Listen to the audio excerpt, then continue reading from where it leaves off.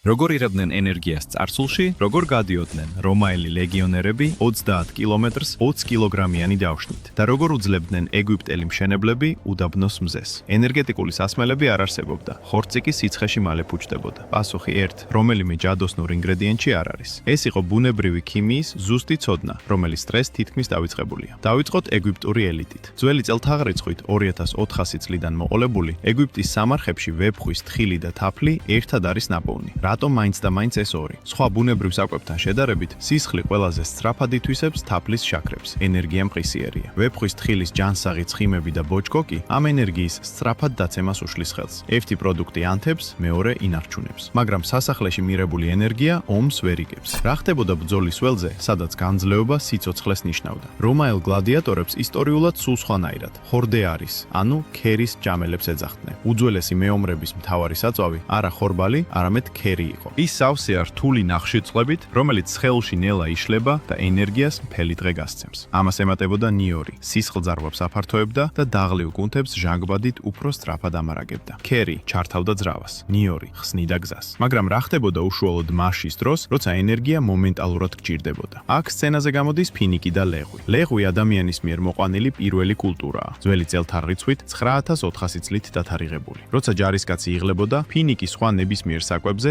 სწრაფად აღადგენდა სისხლში შაქრის დონეს. ლეღვი კი ასრულებდა ფარის როლს. კალიუმით მდიდარი, ის კუნთებს გადატვირთვისას სპაზმისგან იცავდა. ხოლოდ წყალი ამას ვერ შველის. რით იუსებდნენ ისინი სითხეს. გამოსავალი იყო პოსკა, რომაული არმიის მთავარი სასმელი. წყალი, მარილი და ღვინის ძმარი. ძმარი ასუფთავებდა წყალს ბაქტერიებისგან და სხეულს უბრუნებდა ოფლიდან დაკარგულ მინერალებს. თანამედროვე ინდუსტრიამ ეს ფორმულა 2000 წლის შემდეგ გაიმეორა. რომაელები კი მას უკვე იყენებდნენ. ცალ-ცალკე ეს ყველაფერი, თაფლი, თხილი, ქერი, ნიორი, ფინიკი, ლეღვი და ძმარი უბრალოდ პროდუქტებია. სწორი კომბინაციით კი ენერგიის მართვის, გამძლეობისა და კუნთების დაცვის სრულყოფილი უძველესი ტექნოლოგია. ეს არის ცოდნა, რომელსაც ჩვენ გიზიარებთ.